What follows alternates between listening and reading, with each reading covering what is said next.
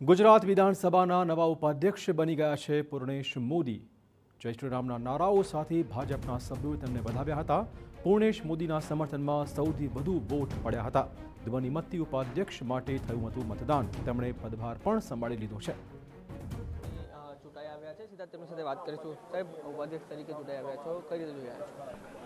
સૌથી પહેલાં તો આદરણીય પ્રધાનમંત્રી શ્રી, વિશ્વના નેતા આદરણીય નરેન્દ્રભાઈ મોદી સાહેબનું, કેન્દ્રીય ગૃહમંત્રી આદરણીય અમિતભાઈ શાહ સાહેબ, ભારતીય જનતા પાર્ટીના રાષ્ટ્રીય અધ્યક્ષ આદરણીય નીતિન નવીનજી, ભારતીય જનતા પાર્ટીના રાષ્ટ્રીય સંગઠન મહામંત્રી BL સંતોષજી, આદરણીય મુખ્યમંત્રી શ્રી ભૂપેન્દ્રભાઈ પટેલજી, ભાજપ પ્રદેશ અધ્યક્ષ આદરણીય શ્રી જગદીશભાઈ વિશ્વકર્માજી, આ તમામ શીર્ષકના નેતૃત્વનો હૃદયપૂર્વકનો આભાર માનું છું કે જેમને મને ઉમેદવારી કરવાની તક આપી અને આજે હું ઉપાધ્યક્ષ તરીકે 15મી ગુજરાત લોકસભામાં ઉપાધ્યક્ષ તરીકે મને ઘોષિત કરવામાં આવ્યો છે। પૂર્ણેશભાઈ, સવારથી વિપક્ષી પાર્ટીઓ એ સવાલ ઊભા કરી રહી છે કે વર્ષોથી જે પરંપરા ચાલી આવી છે તે છીનવી લેવામાં આવી છે। આ પદ વિપક્ષ પાસે હોય છે, પરંતુ આ પ્રણાલિકાને બદલવામાં આવી છે। આક્ષેપ બેબુનિયાદ છે।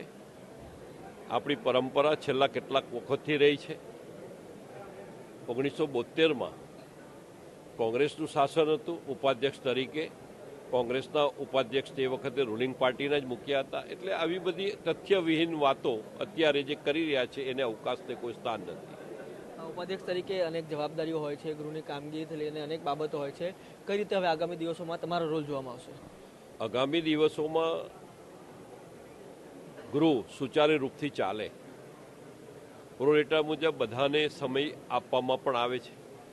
દરેક જણા સકારાત્મક પોતાની વાત પણ મૂકી શકે છે અને આપણે આખરે તો લોકકલ્યાણ અને ગુજરાતના વિકાસના માર્ગે આગળ વધવાનું એ જ અમારો મુખ્ય ઉદ્દેશ છે।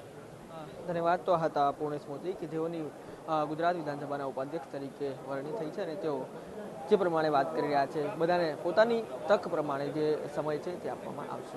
કેમેરા પરથી ઇમરાન શેખ સાથે રોનક વર્મા, TV9 ગાંધીનગર।